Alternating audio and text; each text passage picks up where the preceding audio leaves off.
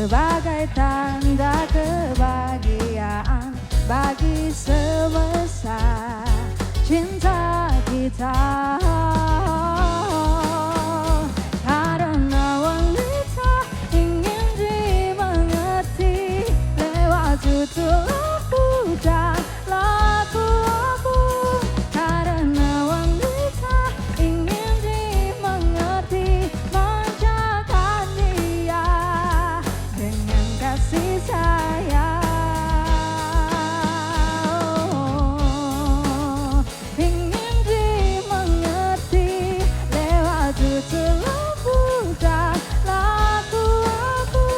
Karena wanita ingin dimengerti, manjakan dia dengan kasih sayang.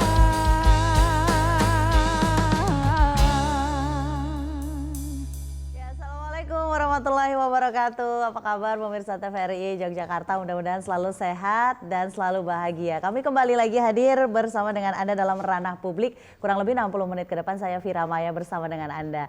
Iya, apa kabar juga putra-putri Anda? Mungkin sekarang ada yang sedang beranjak remaja. Ini lagu-lagu yang berikut nih biasanya ya dinyanyiin sama remaja-remaja putri yang memang pengen dimengerti sama sebayanya gitu. Nah, kalau berbicara mengenai remaja, ini banyak data yang mengagetkan kita, banyak hal gitu ya. Cuman saya nggak akan up datanya sekarang, nanti saya akan tanya langsung kepada yang memang punya data gitu ya, terkait dengan bagaimana remaja saat ini, kemudian seperti apa juga nih paparan gadget di mana remaja ini sudah gampang banget dapat banyak informasi tanpa filter gitu ya.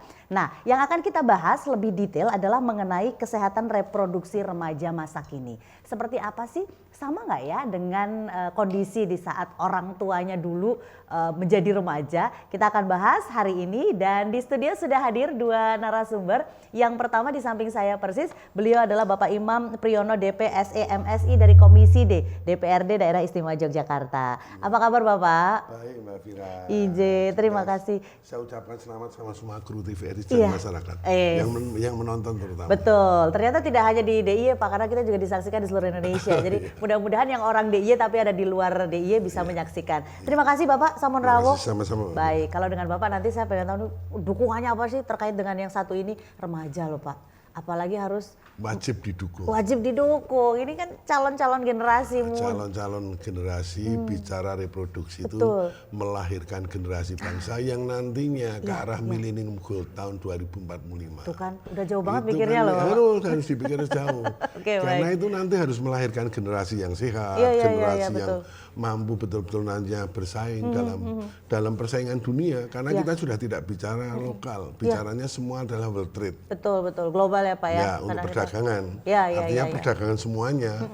Siapa yang menguasai informasi, ya itulah yang menguasai dunia. Nah ini kita siapkan harus dari sekarang, dari para remajanya. Ya, Baik dari Bapak, nanti dukungannya seperti apa saya akan tanyakan ke Pak Imam. Tapi saya akan perkenalkan dulu dan saya sapa dulu satu lagi narasumber. Beliau adalah Kepala BKKBN Daerah Istimewa Yogyakarta. Ada Ibu Dr. Andi Rita Mariani MPD. Assalamualaikum Ibu. Assalamualaikum warahmatullahi wabarakatuh. Iya, terima kasih sudah hadir bersama dengan kami. Apa-apa kalau urusannya sama perempuan, remaja, ya, stunting, reproduksi remaja, kesannya tuh BKKBN semua gitu kerjanya Bu ya. Itu memang tugas kami. Sudah tugasnya. Programnya ada 3 tapi Iya. sub-programnya Banyak sekali dan hampir semuanya ya. Oke, baik. semuanya. Ya, ada dua narasumber hari ini dan tema yang menarik kesehatan reproduksi remaja masa kini. Jadi pastikan Anda tetap bersama kami sampai kurang lebih 60 menit ke depan. Yang kita pengen tahu terlebih dahulu nih definisi remaja. Oke. Ada banyak ya Bu ya definisi remaja dari WHO sendiri, dari BKKBN sendiri, nanti ada lagi gitu. Kalau sebenarnya remaja itu tuh di usia berapa sih Bu? Oke.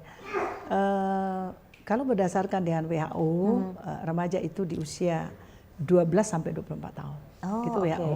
Nah, kemudian BKKBN itu melihat bahwa remaja itu adalah yang berusia 10 sampai 24 tahun. Oh, Jadi ini oke. kita ada 2 data yang kita gunakan dan ini menjadi acuan di dalam penyusunan program-program yang diberikan sebagai layanan kepada masyarakat. Baik, perbedaannya apa? Kenapa ada di usia? Perbedaannya 2 tahun kalau nggak salah. tadi. Iya, ada perbedaan. Jadi memang WHO ini kan ngambilnya untuk dunia ya. Oh iya, oke. Secara umum Kita gitu ya. untuk Indonesia Yes. ya seperti Baik. itu. Kita masuk ke tema yang kita angkat mengenai kesehatan reproduksi remaja. ya, oke. Kondisi sekarang seperti di awal tadi saya sampaikan, gadget itu udah nggak ada saringannya ya. Betul. Semua apalagi Ya. remaja begitu buka udah temennya ya gadget, selesai semua informasi dapat. Tapi sebenarnya mengenai kesehatan reproduksi remaja itu yang dimaksud seperti apa, Ya. Bu? Mungkin kita mulai dulu. Boleh. Jadi kita mulai dulu dari remaja. Jadi remaja ini adalah di mana proses mengalami perubahan ya. Oke. Ya, perubahan dari psikologinya, fisiknya. Kemudian perubahan yang menjadi proses ini dia dari kanak-kanak menjadi dewasa. Dewasa. Ya. Oke, Jadi peralihan itu, nih. ya, peralihan. Jadi itu berubah. Kemudian di perubahan itu banyak hal, ya, banyak hal sehingga karena ini akan berproses akhirnya sampai pada pubertas ya untuk anak-anak remaja. Nah, sehingga remaja itu banyak sekali mengalami perubahan, baik fisik sekali lagi fisik, jadi perkembangan berat, tinggi badan, nah, di situ. Nah, kemudian yang lain seperti apa ya? Perubahan di sini secara individu itu akan kita lihat sampai orang kadang bingung karena ini peralihan. Kalau dilihat sudah masuk remaja, tapi perilakunya masih kanak-kanak. Okay. Secara psikologisnya ya. Jadi seperti itu sehingga memang membutuhkan pendekatan yang dilakukan oleh orang tua untuk mengarahkan. Sehingga jika ini kita tidak arahkan, ya anak-anak remaja itu bisa hanya salah langkah. Jadi sangat penting sekali. Edukasi yang dilakukan khususnya oleh orang tua ya itu salah satu. Tetapi anak kan tidak selamanya berada di rumah, dia juga berada di lingkungan, ada lingkungan sekolah, kemudian ada lingkungan tetangga ya, sehingga diharapkan ketiga lingkungan ini diharapkan untuk betul-betul bisa mengarahkan anak-anak remaja ke arah yang positif ya, tentu dengan melihat kondisi ya mereka dari proses dari kanak-kanak menjadi dewasa itu kan mengalami proses dan itu sekali lagi bahwa di proses itu kalau tidak diarahkan sekali lagi ya itu bisa salah arah. Oke, baik. Ya, itu baru secara umum ya. Ini secara reproduksinya nanti kita pending dulu Ibu. Saya mau ke Pak Imam terlebih dahulu. Kalau mengenai pentingnya paparan tadi Ibu mengatakan ada 3 tempat di mana anak-anak ini selain keluarga, ada sekolah, ada dengan masyarakat gitu ya Pak ya. Ini yang paling penting adalah paparan pendidikan seksual bagi remaja sekaligus menjelaskan gimana sih penyampaian informasinya. Kalau menurut Pak Imam seperti apa Pak? Kalau saya gini, saya bicarakan selaku Dewan di sini, hadir selaku anggota DPRD DIY. Sehingga saya selalu mewakili pemerintahan dalam hal bagaimana mengkaji mensejahterakan masyarakat. Di sini kita jelas, kita bicara tentang reproduksi, terutama reproduksi, bagaimana kesehatan reproduksi terutama untuk remaja. Sehingga pemerintah hadir seperti apa, dari pusat, dari DIY maupun dari ini. Hadirnya apa? Yang jelas harus membuat undang-undang. Undang-undangnya apa? Undang-undangnya yang bagaimana kita dapat melingkupi remaja-remaja ini baik. Artinya undang-undang yang pertama berdiri adalah perlindungan anak. Karena anak menuju remaja. Perlindungan anak itu apa? Ya anak dari dalam janin sampai dengan anak itu mendapat pekerjaan. Namanya perlindungan anak. Nah, reproduksi berkaitan dengan perempuan. Bagaimana kita melakukan perlindungan terhadap perempuan. Perlindungan terhadap perempuan. Karena kita bicara reproduksi perempuan terhadap remaja. Bagaimana pemerintahan pusat misalnya membuat undang-undang tentang sekarang ada posyandu prima, di mana dulu orang bicara posyandu itu selalu bicara tentang posyandu anak-anak dan orang tua dan lansia. Sekarang enggak, posyandu prima, di situ ada konseling remaja, di mana konseling ini menunjukkan bahwa kita itu harus berbicara juga tentang human resource, tentang sumber daya manusia. Sumber daya manusia dari apa ya? Dari reproduksi. Reproduksi remaja itu harus sehat. Jangan sampai perkawinan di bawah umur. Itu artinya bahwa pengendalian penduduk, bicara tentang itu bicara juga tentang pengendalian penduduk. Bicara pengendalian penduduk pasti bicara tentang KB. KB juga punya konsep-konsep segala. Bagaimana anak itu yang misalnya kesehatan reproduksi, kalau menghasilkan anak stunting kan nantinya kan no use. Negara ini kan harus butuh, walaupun ketika lahir stunting kita juga harus undang-undang yang melindungi tentang disabilitas. Inilah peran pemerintah. Jadi peran pemerintah adalah membuat aturan-aturan. Di dalam aturan-aturan ini kita nanti mengeluarkan anggaran. Nah, anggaran-anggaran inilah yang kemudian dapat istilahnya betul-betul nanti digunakan secara baik. Misalnya dari KB ini, bagaimana pemerintah itu membuat undang-undang. Kemudian undang-undang ini kan pasti mengeluarkan anggaran digunakan KB. Dalam apa? Penjelasan kepada masyarakat tentang reproduksi. Kemudian fungsi saya sebagai dewan, ya saya datang ke masyarakat, misalnya reproduksi, misalnya begini, ada remaja hamil. Kemudian hamil nikah dini, dia was-was. Wah misalnya saya besok terus lahirnya gimana, kalau sampai sesar gimana, ada kekhawatiran gitu. Yang salah siapa? Pemerintahan. Kalau ada masyarakat yang sampai khawatir dalam hal-hal yang salah siapa? Pemerintah. Karena apa? Pemerintah tidak menjamin keamanan masyarakatnya. Nah, oleh sebab itu harus dibuat undang-undang yang menjamin masyarakatnya itu hidup tenang. Artinya ketika hamil dia periksa di puskesmas gratis, bayinya dipantau. Akhirnya menghasilkan generasi yang sehat. Inilah peran pemerintah. Sekaligus juga pengawasannya di lapangan ya Pak ya. Tinggal nanti peran saya itu jelas membuat aturan-aturan, di dalam aturan ada anggaran, saya mengawasi. Mengawasinya tidak seperti BPK, BPKP enggak, tapi mengawasi bahwa anggaran-anggaran ini betul-betul digunakan pemerintah untuk sesuai program dengan, yang ada.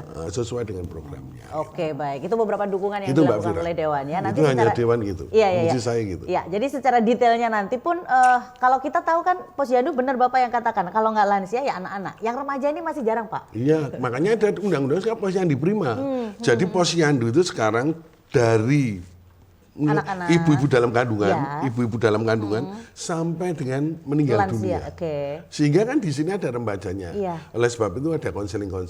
Nah, konseling ini tentang reproduksi, kesehatan reproduksi. Di sekolah saya juga sudah sering memberi penjelasan di SMA, bagaimana perkawinan dini, kesehatan gimana. Oleh sebab itu pemerintah secara hadir misalnya begini, apa yang dari aturan-aturan itu mengeluarkan misalnya anak-anak SMA itu sekarang dapat obat-obat itu saya nggak tahu obatnya jenis apa, supaya nanti ketika dia itu obat tambah darah nih Pak, untuk supaya tidak darah rendah. Bu Fira lebih tahu itu menyebabkan besok ketika dia reproduksi menjadi baik. Saya nggak tahu obatnya jenisnya apa, tapi itu paling tidak kan program pemerintah yang memberi penjelasan. Salah satunya itu. Nanti kita lanjutkan lagi, menarik sekali. Saya juga masih ingin tahu lebih banyak mengenai reproduksi remaja itu yang seperti apa. Kadang ada beberapa remaja juga salah kaprah. Kadang mereka melihatnya hanya satu sisi saja, telan mentah-mentah, aduh bahaya ini ya. Tapi setelah yang satu ini, Ibu nanti akan menyampaikan lebih banyak, jadi pastikan tetap bersama kami tentunya dalam Ranah Publik.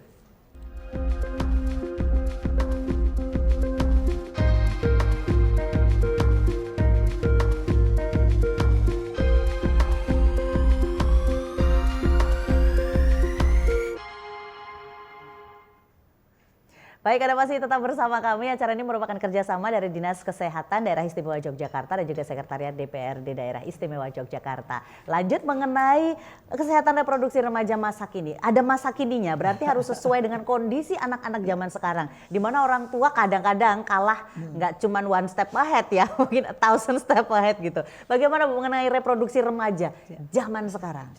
Iya. Tentu kita mulai dari definisi apa sih itu kesehatan reproduksi. Jadi ini kesehatan reproduksi ini adalah kondisi kesehatan. Jadi kondisi kesehatan remaja ini menyangkut sistem. Kemudian seperti apa fungsi dari reproduksinya. Nah, kemudian kita lihat itu secara sehat, fisik dan mental ya, termasuk sosiokultural. Jadi ini aspeknya nggak bisa cuman kesehatan reproduksi ya nggak bisa itu. Jadi harus menyangkut secara sosiokultural. Jadi lingkungan. Nah, kemudian di kesehatan reproduksi tentu harus kita tahu seperti apa sih reproduksi ya. Jadi ini ada merupakan suatu proses kehidupan manusia ya dalam menghasilkan keturunan demi untuk kelangsungan ya, ini adalah demi untuk kelestarian kelangsungan hidup manusia ya.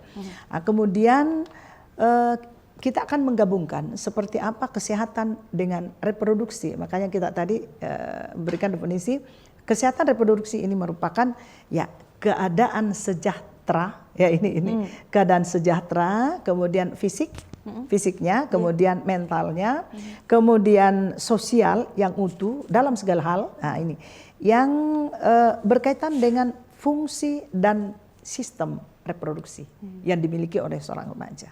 Jadi seperti itu definisinya. Jadi bukan hanya secara fisik, tapi sosiokultural itu juga masuk di dalamnya. Nah, kemudian saya mungkin bisa menyampaikan bahwa berdasarkan data BPS ya, ini tahun 2020 ini terupdate sekali ya. Secara nasional jumlah remaja itu ada di angka 68 juta ya, 82 besar ya, juta jiwa ya. Kalau ini anak remaja memang seperti apa yang disampaikan tadi, betul-betul diarahkan tentu untuk mewujudkan generasi emas tahun 2045 itu akan mudah sekali kita wujudkan. Seperti itu ya. Nah, mengenai faktor-faktor misalnya remaja nih, apa sih yang perlu mereka dapat secara, mereka kan nggak bisa ya dapat informasi yang apa namanya sedetail mungkin gitu. Kira-kira apa tuh informasi yang bisa didapatkan remaja untuk dia bisa menjaga kesehatan reproduksinya? Jadi saya kan orang BKKBN dan bicara, mohon maaf Pak ya. Jadi BKKBN itu sangat banyak sekali ya. Bukan dari sekarang ini, tapi jauh sebelumnya kegiatan-kegiatan yang diluncurkan oleh BKKBN itu sangat banyak sekali ya. Salah satu yaitu program generasi berencana ya tentu remaja-remaja yang punya perencanaan jauh ke depan ya tentu akan menjadi remaja yang berkualitas ya. Seperti apa model kegiatan ya yang dilakukan ya. Salah satu adalah dengan melibatkan dua ini yang menjadi sasaran kita. Satu, mereka yang memiliki remaja, jadi keluarga yang memiliki remaja, ibu bisa jadi dia sama neneknya, sama tantenya, itu menjadi sasaran kita. Dibentuklah dalam bentuk Poktan, kegiatan kelompok kegiatan namanya Bina Keluarga Remaja. Nah, disinilah orang tua itu diberikan edukasi terkait seperti apa persiapan kehidupan berkeluarga bagi remaja, bagaimana menjadi remaja yang punya perencanaan, remaja yang berkualitas, ya itu semua kita berikan edukasi melalui kelompok, ya. Kemudian yang paling penting sekali adalah yang program sasarannya itu langsung kepada remaja. Ya, itulah tadi yang saya katakan. Program generasi berencana. Ya, ini dibentuk di dua jalur, yaitu ada jalur masyarakat, ada jalur pendidikan. Ya, itu dibentuk dari SLTP. Jadi dibentuk SLTP, SLTA sampai ke perguruan tinggi itu dibentuk. Kemudian apa sih yang dilakukan? Ya, tentu pembentukan melalui program genre yaitu Pusat Informasi Konseling Remaja. Itu yang dibentuk. Jadi Pusat Informasi Konseling Remaja. Itu dibentuk sekali lagi mulai dari SLTP, SLTA sampai ke perguruan tinggi. Itu jalur pendidikan. Kemudian untuk jalur masyarakat itu kita bisa bentuk melalui remaja masjid, pemuda gereja, pramuka dan seterusnya. Itu bisa dibentuk. Sekarang apa yang menjadi kegiatan mereka di itu ya? Yang pertama bahwa Pusat Informasi Konseling Remaja ini itu melalui ada namanya orientasi, ada pelatihan ya. Yang kita latih adalah mereka yang menjadi pendidik sebaya. Jadi mohon maaf, di PIK remaja ini ada namanya pendidik sebaya. Mereka itu melalui kegiatan pelatihan, ada orientasi ya.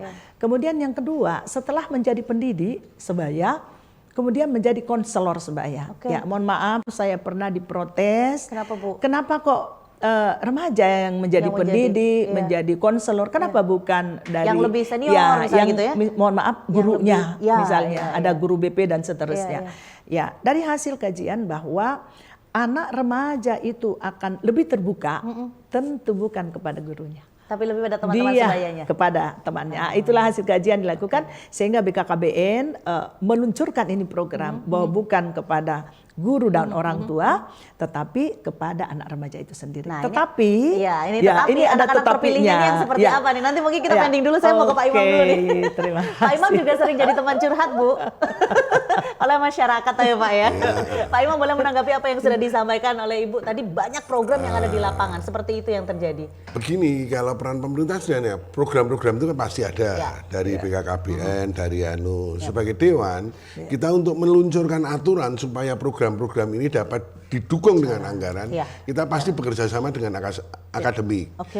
Otomatis di kita mesti muncul naskah akademik. Sebelum membuat aturan kan kita mesti dikaji dengan naskah akademik. Nah ini yang masyarakat nggak ngerti nih Pak. Jadi ternyata banyak step by stepnya kan sebelum ke peraturan. Jadi sebelum kita membuat aturan, misalnya gini aja, dari program BKKBN tadi mengatakan bahwa guru-guru non sewu yang mengajar justru teman-teman sebaya atau di atasnya sedikit, sehingga mampu curhat, tidak guru BP-nya.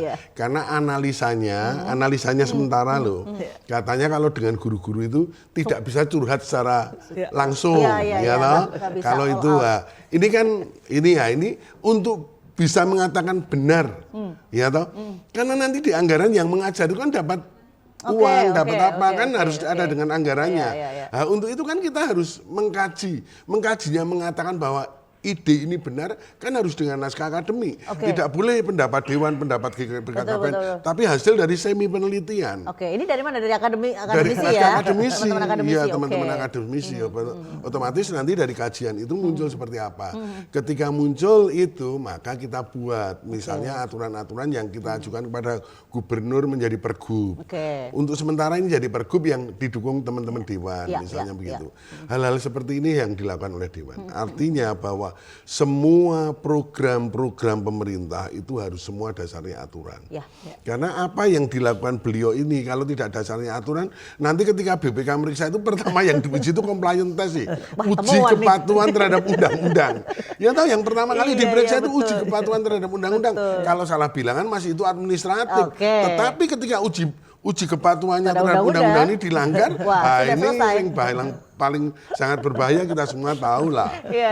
Inilah yang selalu kita lakukan sebagai anggota dewan. Jadi anggota dewan kita lihat undang-undang di atasnya, terus bagaimana program-program ini kita kaji. Misalnya mulai dari SLTP. Mengapa dari SLTP? Sederhana aja, karena undang-undang angkatan kerja itu sebetulnya dimulai dari 15 tahun.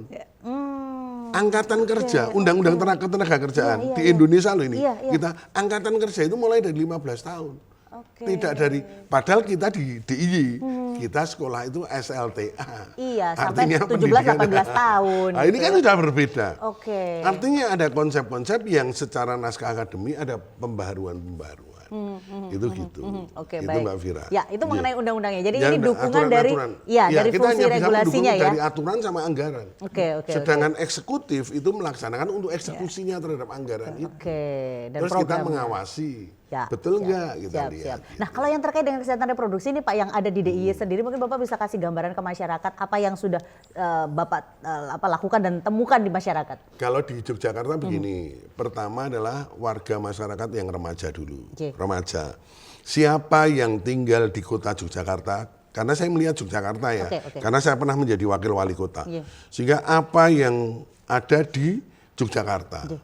Kemudian setelah kita lihat, oh ternyata remaja yang ada tidak ada dalam kota, ada yang dari non sewu luar Jawa, ada yang dari luar kota, yang dari Jawa sama itu ada tinggal di kota Yogyakarta dalam rangka pendidikan. Oleh sebab itu kita buat krisis call center. Artinya anak-anak kita awasi. Ketika saya itu, bagaimana pemerintah, orang tua dari luar Jawa, dari anaknya sekolah ini kan berarti percaya pada kota Yogyakarta untuk anaknya belajar. Ketika dia mempercayakan anaknya, pemerintah harus tanggung jawab dong atas keselamatan, atas semua. Nah, kita dengan KHCC itu, kita lihat, kita awasi, kita bagaimana anak-anak kita itu non sewu ya tidak melakukan hubungan. Karena hubungan-hubungan itu tidak non sewu, ada trafficking. Kan kemarin saya membaca ada 4 di kota Yogyakarta. Walaupun pelakunya bukan warga kota Yogyakarta, usianya masih 15 tahun lagi. Siapa yang salah? Pemerintah kota tetap salah. Saya termasuk saya tetap salah. Karena saya tidak mampu membuat undang-undang yang mengamankan anak-anak yang kita melindungi ini. mereka. Iya toh. Saya tidak mampu. Artinya Imam Priyono salah. Karena tidak mampu untuk membuat undang-undang yang mengamankan. Nah, itu kesehatan anak-anak itu tahu bahayanya tentang seperti tadi diceritakan alat kesehatan reproduksi. Ya, terutama perempuan nih ya. Ya, nanti kalau dia sampai nun sewu, sampai dia tidak bisa punya anak, sampai dia punya penyakit yang sangat membahayakan misalnya AIDS, punya nun sewu, punya penyakit yang nanti membawa dampak kepada anaknya. Iya.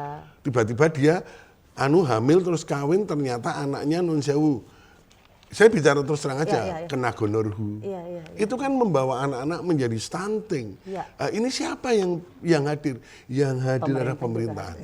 Tapi kalau tidak dari dukungan masyarakat juga nggak akan jalan Bapak. Maksudnya bukan hanya Oh sekedar pemerintah ya Pak ya. Pemerintahan, masyarakat, saya kan fungsi itu masyarakat ya dari keluarganya. Misalnya orang tua, kita mendidik sama-sama. Oke, baik. Nanti akan kita lanjutkan lagi. Baik. Setelah yang satu ini tetap bersama kami, teman-teman akan berikan satu lagu Maut Music. Ini satu lagunya berjudul Prahara Cinta. Wah ini anak muda banget nih, Prahara Cinta nanti stres, terus patah hati, nangis-nangis gitu ya. Ini kesehatan mental nih Bu. Masuk ke reproduksi nggak?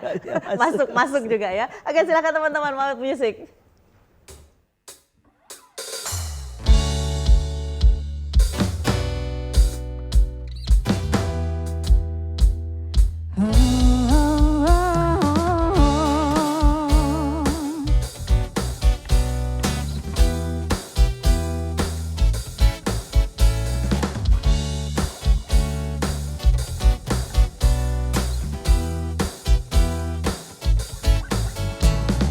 Pertama kali berjumpa dengan kekasihku, dunia seolah kan luntur.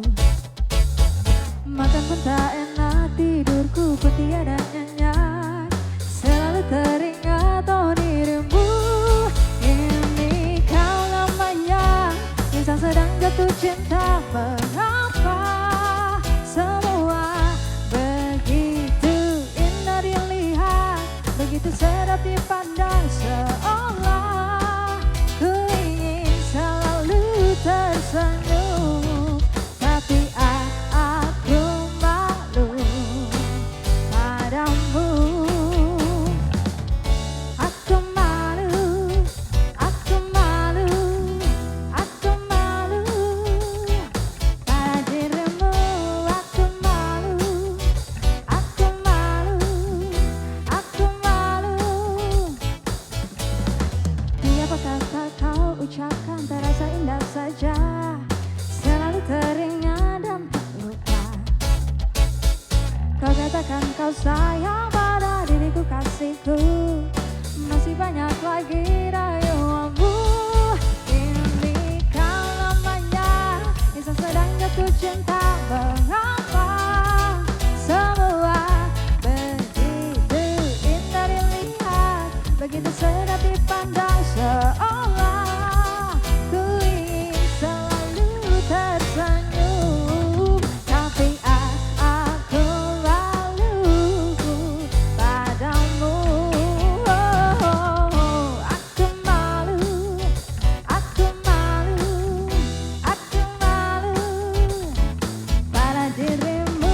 Aku malu, aku malu, aku malu, aku malu, aku malu, aku malu pada dirimu. Aku malu, aku malu, aku malu,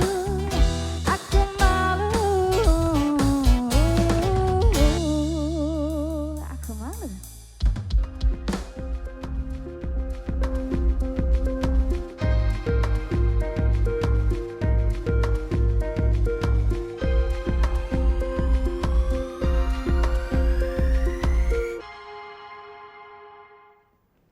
Ya, terima kasih Anda masih bersama kami Ranah Publik yang merupakan kerjasama dari Dinas Kesehatan Daerah Istimewa Yogyakarta dan juga Sekretariat DPRD Daerah Istimewa Yogyakarta. Temanya mengenai kesehatan reproduksi remaja masa kini. Ini yang termasuk Anda adalah remaja-remaja masa kini atau mungkin putra-putrinya ini termasuk di dalamnya.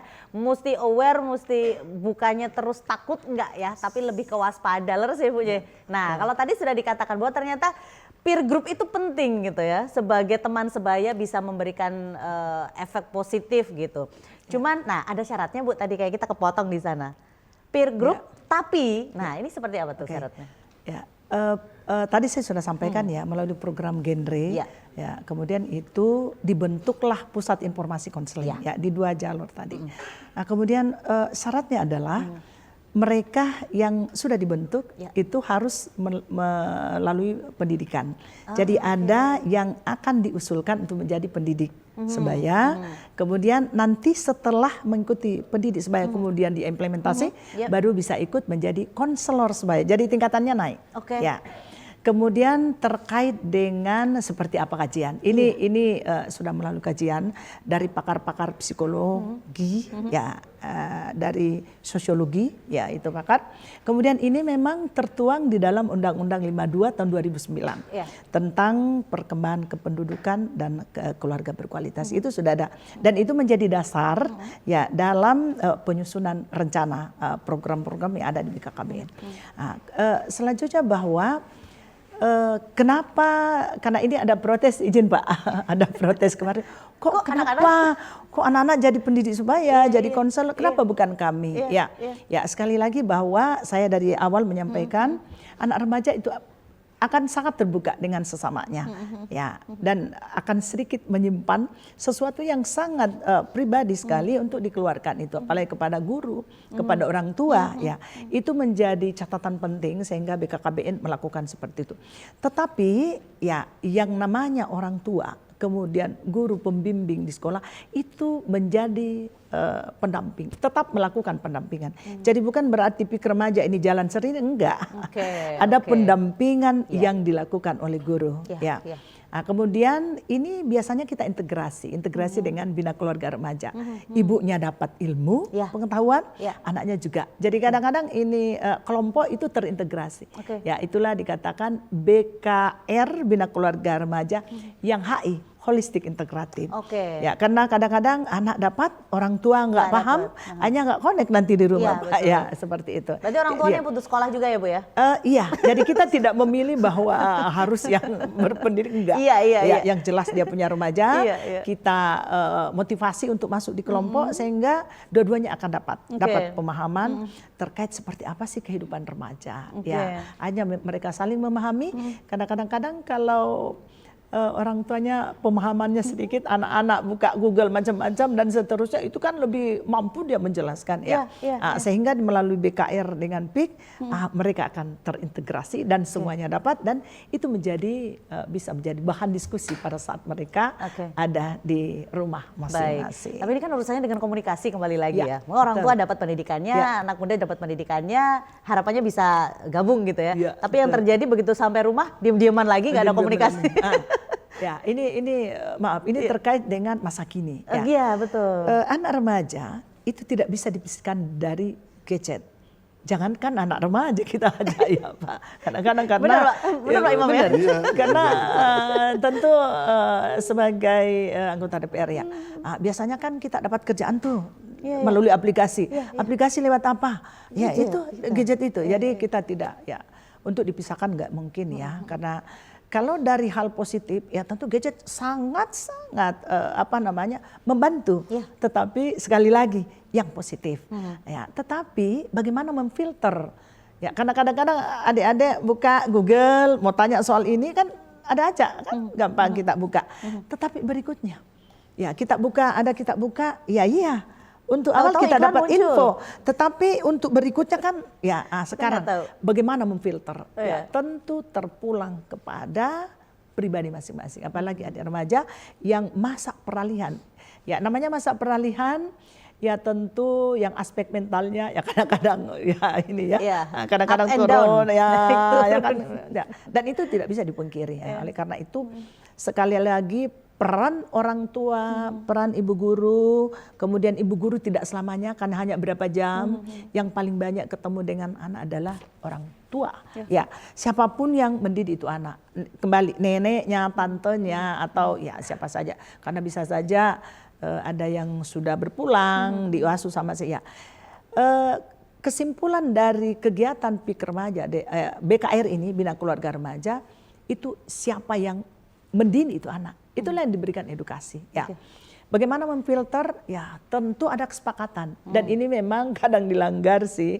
Tapi kalau dipantau saya kira tidak. Ya anak-anak juga itu tidak ada yang mau membuat sesuatu yang tidak bagus. Tapi namanya masa peralihan mencoba itu selalu menjadi titik. Kalau gini seperti apa? Keponya tinggi ya Bu. Tinggi, ya.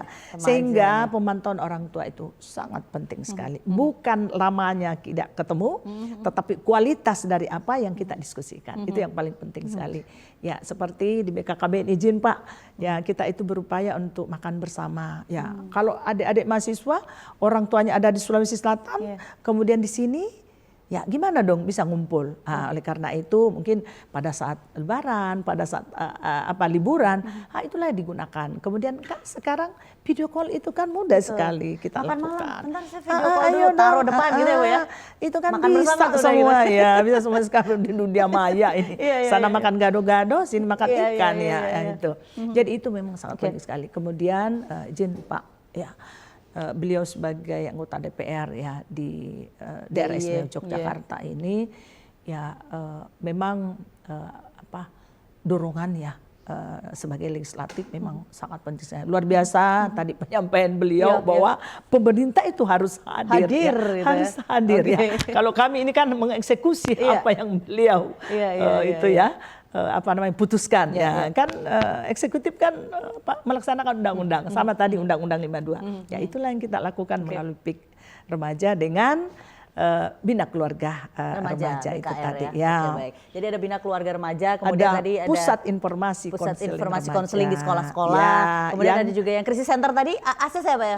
Kos. Orang yang datang itu yang kos-kos itu untuk dicek supaya dia misalnya pulang jam berapa, kegiatan-kegiatan di sana apa, kos perempuan dan laki-laki dipisah apa enggak. Ini kan harus ada pengawasan dari pemerintah. Betul, dan juga pengawasan pada masyarakat. Nah di masyarakat juga harus dibentuk tuh kayak jaga warga dan segala macam itu juga pengaruh di situ ya Pak ya. Wajib dibentuk juga. Oke baik. Nah dari adanya program yang sudah dijalankan sejauh ini di daerah istimewa Yogyakarta, di kota Jogja pun it's okay ya, karena ini menjadi pusat semua orang memplek-plek di situ soalnya. Apa yang sudah dievaluasi sejauh ini Pak, kalau Bapak lihat sendiri? Kalau saya melihat itu pemerintah daerah istimewa Yogyakarta sangat bagus ya, terutama untuk penanganan pandemi. Pertama begini sajalah, untuk remaja-remaja itu tanggung jawabnya gini aja, orang sekolah harus pakai daring. Itu pemerintah provinsi berserta kita lah, turun ke lapangan, ke daerah-daerah itu, supaya kita melihat anak-anak kita itu dengan daring itu belajarnya bagus apa tidak. Karena apa di sana ada sinyal-sinyal apa tidak, sehingga pada saat itu dipasang hampir 1.000 titik wifi di seluruh daerah istimewa Yogyakarta, agar anak-anak kita bisa belajar dengan baik. Walaupun kalau kita lihat dari sisi ada sisi buruknya lah, kita tidak bisa menyangkal. Misalnya ketika mereka tahu gadget, mereka mendownload. Misalnya download, kalau ini nggak bisa dilihat untuk film-film yang jelek gitu itu. Dia buka pakai NVV, itu semua orang tahu sudah. Padahal NVV itu kegunaannya juga, saya juga download karena kan saya juga ada kepentingan lain kalau untuk saya mencari hal-hal yang tidak bisa saya download dengan aplikasi-aplikasi itu kan ada aplikasi yang sangat bermakna. Kadang-kadang digunakan yang negatif. Yang tidak benar. Nah ini yang harus kita sampaikan. Nah ini yang dilakukan oleh pemerintah provinsi dari bagaimana remaja-remaja itu belajar. Karena bagaimana remaja-remaja ini memperoleh informasi kalau belajar. Informasi-informasi ini yang kita jalankan. Sehingga apa? Memang kita akui bahwa ada penurunan kualitas dalam pendidikan di remaja loh ya ini. Karena ini bicara reproduksi. Dengan contoh apa, ASPD kita itu sebetulnya dengan NEM itu jauh menurun kualitasnya di anak-anak kita. Nah, otomatis kalau ada penurunan ini, penurunan sumber daya itu kan menjadi ketidakmengertian. Sehingga untuk menjelaskan tentang kualitas reproduksi, untuk bagaimana kita menjelaskan kepada mereka itu juga sulit. Artinya ada waktu 2 tahun itu yang kita itu tidak bertemu. Dan sistemnya untuk teman-teman yang remaja itu bagaimana? Orang di rumah, di ini, kelebihan tenaga pada anak-anak. Gimana nyalurinnya? Naluri-nalurinya. Ini yang kemudian harus terus terang pemerintahan DIY hadir. Karena apa? Beberapa teman itu, ayo beberapa kegiatan. Contoh apa? Untuk remaja-remaja itu supaya tidak bergejolak. Ya. Alat-alat reproduksinya maksudnya itu bergejolak. Karena kita bicara kesehatan reproduksi ya. Kita misalnya terus memberikan pada tempat-tempat itu gamelan. Gamelan itu dalam rangka apa? Supaya anak-anak berkumpul, menghabiskan energi. Terus tempat-tempat olahraga, bagaimana membina tempat-tempat olahraga, tempat-tempat bersosial, itu dalam rangka untuk penanganan reproduksi. Itu bagian paling tidak itu. Paling tidak itu. Terus bagaimana kita melatih non sewu menciptakan non DIY ya, menciptakan tentang perda bahasa sastra dan aksara Jawa. Itu kan perda ini kelihatannya sederhana, tetapi melatih anak-anak kita berbahasa halus. Tidak liar kayak imam ini, sebagai liar enggak. Dia berbahasa halus, terus kemudian baik. Akhirnya mereka berperilaku baik. Ketika mereka berperilaku baik, kalau bahasa halus kan orang-orang ini kalau kita menata kan melihat yang baik. Anak-anak kita kan non sewu dari melihat yang baik, berucap yang baik, mendengar yang baik. Akhirnya apa? Panca indera mereka menjadi baik. Ketika panca indera mereka baik, perilaku mereka menjadi baik. Ketika perilaku mereka menjadi baik, maka ketika psikotes EQ-nya menjadi baik, mudah mencari pekerjaan. Nah, inilah yang panjang, itu yang diinginkan. Sebetulnya pemerintah itu hadir tuh banyak sekali satu dengan yang lain itu pasti ada kaitannya. Oke, baik. Nanti kita lanjutkan lagi Pak Imam dan juga Ibu. Setelah yang satu ini tetaplah bersama kami tentunya dalam ranah publik. Kami kembali setelah jeda berikut.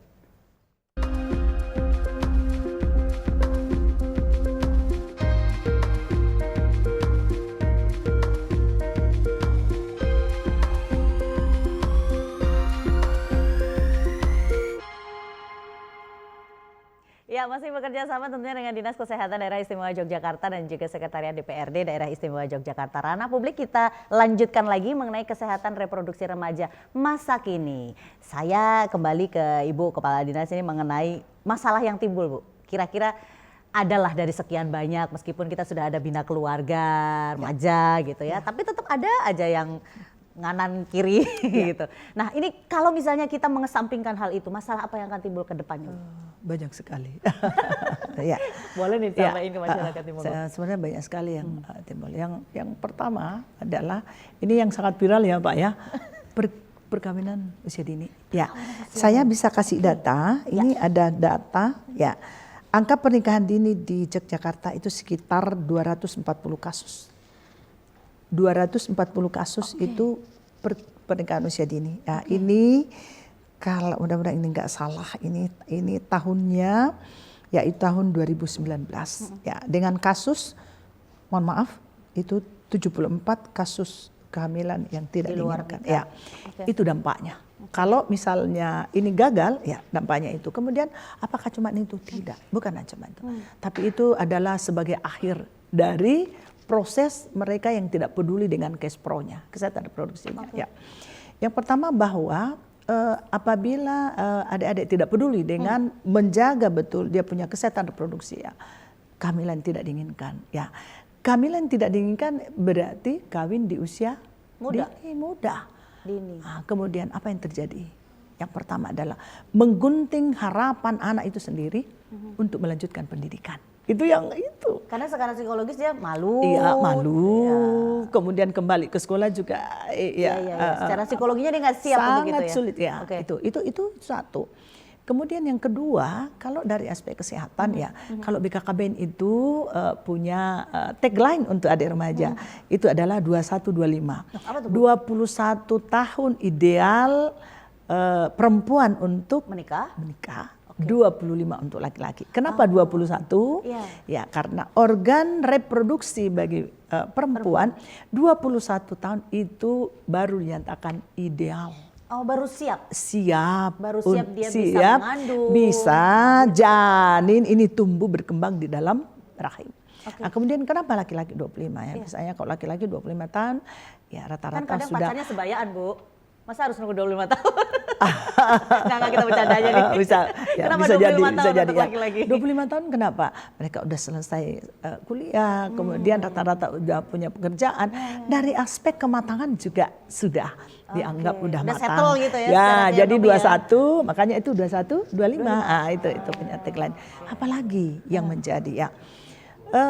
Untuk mereka masuk ya bersaing di dunia kerja susah tuh. Dengan kami 15 tahun mau dapat keterampilan apa, pendidikan apa ya. Jadi ini sebenarnya 21 25 yang diprogramkan oleh BKKB ini sangat-sangat bagus sekali karena ini banyak aspek yang kita bisa bantu. Tadi remaja untuk 2045 mudah kita wujudkan untuk menjadi generasi emas, generasi penerus, generasi yang bersaing ya sesuai dengan 7 prioritas pembangunan. Itu kan seperti itu ya. Makanya BKKBN ini dalam memprogramkan ada satu lagi ya. Anak-anak ya di PIK remaja ini tidak sekedar hanya itu memberikan edukasi pada saat mereka istirahat atau sebelum masuk mata ajaran, mereka itu diskusi terkait dengan seperti apa sih kehidupan berkeluarga bagi remaja. Apa perencanaan ya? Bagaimana saya menjadi remaja yang mampu bersaing? Bagaimana life skill yang saya harus pelajari ya? Mereka itu akan belajar seperti itu. Nah, kemudian nanti ini adik-adik remaja juga akan diberikan ya, disupport oleh BKKBN ya, izin tadi ini disupport tentu dari pemerintah ya, disupport ya. Makanya setiap tahun ada namanya pemilihan duta genre, duta generasi berencana. Nah, kemudian itu di tingkat kabupaten sampai ke tingkat pusat nasional. Kemudian alhamdulillah tahun ini kami juga ditargetkan kembali untuk membentuk generasi berencana itu di tingkat desa kelurahan. Diharapkan semua desa kelurahan ya untuk membantu pemerintah. Ya, duta-duta genre ini akan membantu pemerintah memberikan edukasi kepada adik atau anak-anak remaja. Atau sebayanya ya. Atau karena sebayanya. duta genre kan usianya juga usia-usia anak-anak yang sebaya begitu ya. Oke, baik. Pak Imam, kalau tadi dari sisi pemerintah sudah, ini ada himbauan nggak ke masyarakat terkait dengan nggak mungkin dong pemerintah terus yang disalahkan Pak. Saya pun sebagai masyarakat juga nggak akan setuju itu. Kalau dari masyarakat sederhana saya. Masyarakat itu saya kan selalu berpandangan pada masyarakat miskin. Selalu saya berpikir tentang masyarakat miskin. Iya. Di masyarakat miskin itu saya selalu bilang pemerintah karena mereka betul-betul tidak berdaya. Sehingga di golongan masyarakat miskin ini saya hanya menghimbau aja justru terhadap masyarakat yang memiliki jabatan RW, RT itu dalam hal kegiatan-kegiatan himbauan saya terutama untuk remaja-remaja itu tolong betul untuk dipantau terutama ke arah masyarakat yang miskin. Yang miskin sehingga masyarakat miskin itu kurang pendidikan, kurang informasi, kurang segalanya. Oleh sebab itu himbauan saya dalam reproduksi ini pantau betul untuk masyarakat tidak. Jangan sampai nanti ada keluarga itu nun sewu ya. Punya nun sewu menjadi anak seorang ibu terus. Nah, itu. Jangan sampai menjadi anak seorang ibu. Tidak ada bapak. Dan itu banyak terjadi di keluarga miskin. Cek semua datanya pasti di keluarga miskin. Karena kekurangan informasi. Karena kekurangan informasi, pergaulannya kurang, orang tuanya itu banyak. Karena saya itu banyak bergaul dengan mereka. Saya hidup di antara mereka dan saya mencium bau keringat mereka. Sehingga saya mengerti betul. Jadi paham sekali di masyarakat. Jadi paham sekali karena saya hanya bergaul dengan masyarakat miskin. Saya tidak pernah bergaul, waktu saya tidak cukup untuk bergaul dengan kalangan atas. Waktu saya hanya cukup bergaul untuk dengan masyarakat miskin. Karena di situ Bapak jadi tahu apa yang harus dilakukan. Sehingga saya harus membuat apa undang-undang seperti apa. Saya terutama hanya untuk rakyat miskin. Itu saja saya. Oke, baik. Jadi semua fungsi Dewan sudah disampaikan oleh Pak Imam. Nah, himbauan kepada masyarakat kembali lagi. Masyarakat tolong awasin kanan kiri berarti nih ya. Tetangga kanan kirinya ya. Terutama yang punya jabatan. Dari LPMK, masyarakat umum ya. Ini karena panjenengan bukan bicara. Yang dari LPMK, yang Pak RK atau rukun kampung RW kalau di Kanu ya Dukuh, terus kemudian di RT semua di itu yang punya jabatan itu tolong sampaikan informasi dan semua sampaikan ke masyarakat miskin. Baik siap Bapak. sebagai Bu RT saya akan sampaikan nanti. Pak Imam, terima kasih sekali untuk informasinya dan juga supportnya selama ini kepada masyarakat daerah istimewa Yogyakarta. Ibu matur nuwun juga untuk informasi, mudah-mudahan masyarakat selain juga orang tua, remaja-remaja juga mendengarkan semua gitu. Siapa tahu ada yang kepengen jadi duta genre, karena di situ begitu jadi duta genre juga akan ada kapasitas peningkatan kapasitas mereka untuk bisa menerima curhatan teman-teman sebaya gitu ya. Baik pemirsa, mudah-mudahan informasi yang kurang lebih 60 menit ini bisa menambah wawasan Anda terkait dengan menjaga kesehatan reproduksi remaja di masa kini, zaman yang sangat berbeda karena ini movingnya cepat sekali gitu ya, teknologi sudah semakin maju. Dan lagu terakhir akan ada satu lagu, pokoknya karena urisannya sama remaja jadi semua lagunya tentang cinta. Kalau tadi sudah ada Prahara Cinta, yang satu ini akan ada Panah Asmara. Udah deh, ambil semua remaja-remaja. Mudah-mudahan kalau dari Panah Asmara semua cinta untuk Anda, dan cinta ini juga untuk daerah istimewa Yogyakarta. Sampai jumpa lagi, salam sehat untuk kita semua. Wassalamualaikum warahmatullahi wabarakatuh. Waalaikumsalam.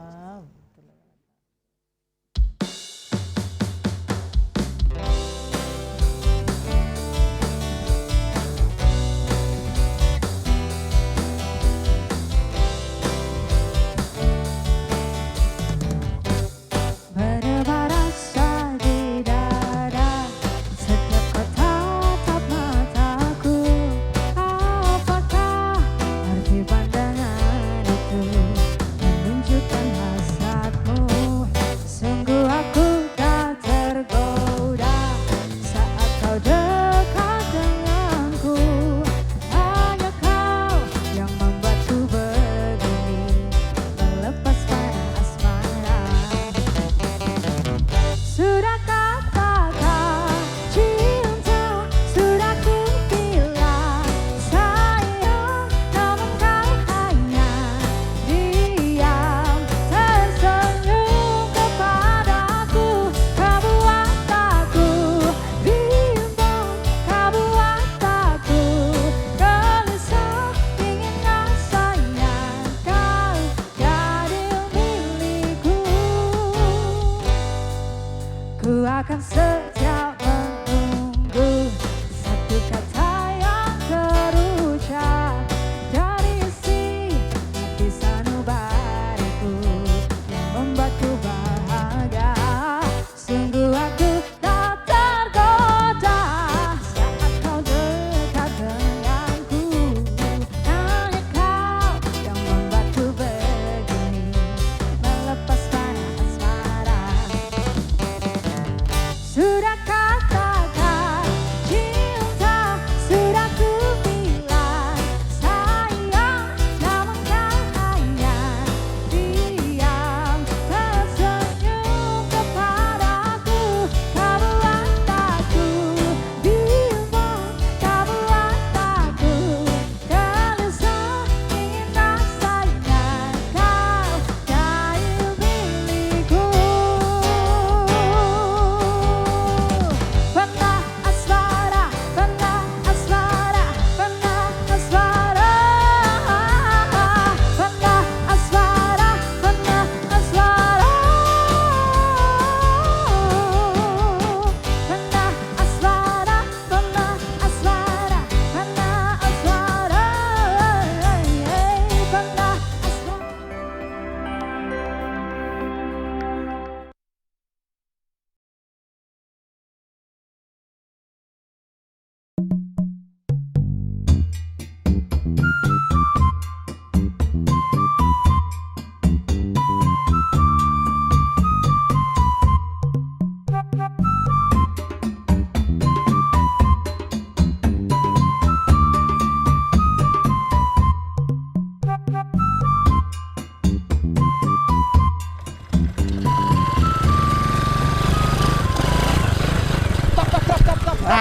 Waduh.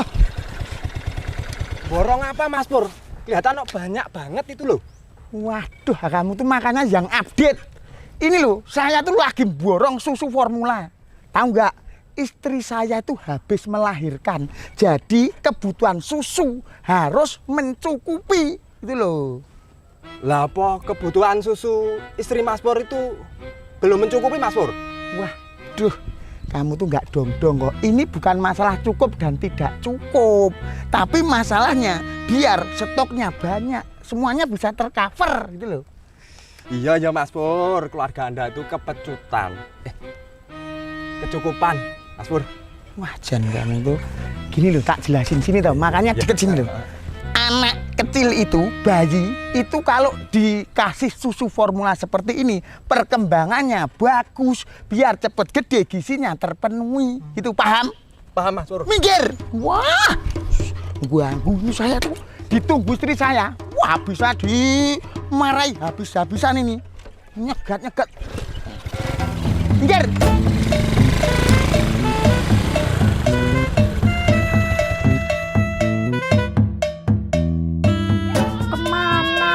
Mas, dari tadi suruh beli susu ya nggak pulang-pulang.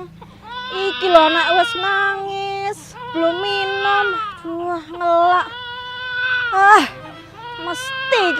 Mesti ditinggal mancing. Awas mengko nek bali. Rasakno. Ih.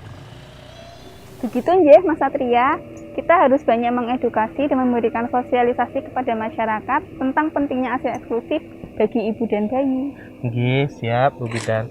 Iya Bu Bidan, kemarin itu saya dengar info kalau istrinya Mas Pur Segi itu baru saja melahirkan Bu Bidan. Oh ya? Kalau begitu mari kita jenguk sekalian melihat kondisi ibu dan bayinya juga. Ayo, sekarang kita ke sana Bu Bidan. Oke, ayo.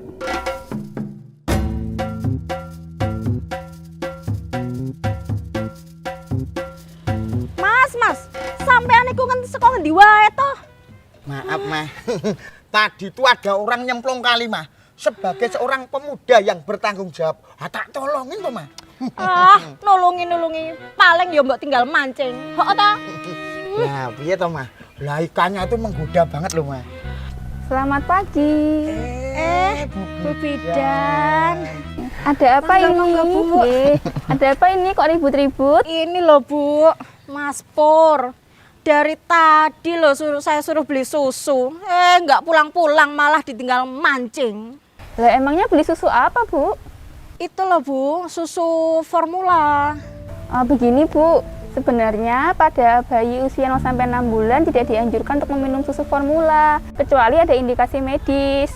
Seharusnya bayi 0 sampai 6 bulan hanya meminum ASI eksklusif saja.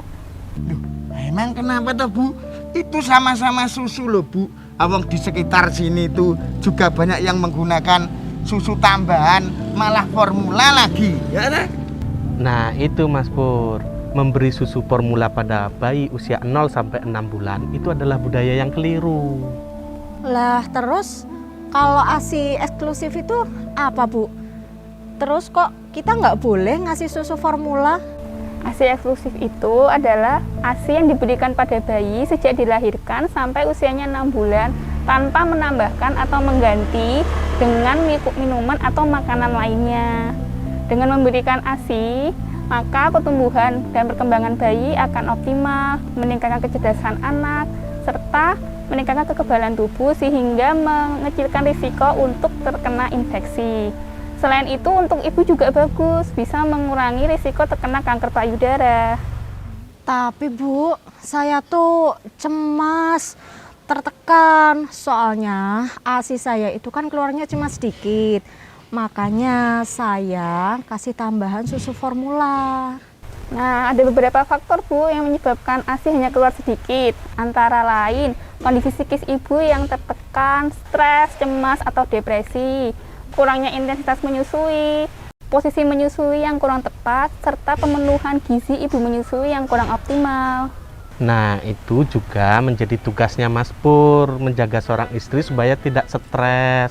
Supaya apa? Produksi ASI-nya itu lancar, cukup buat bayinya Mas Pur. Kui Mas, rungokno. Jangan bikin aku marah-marah terus.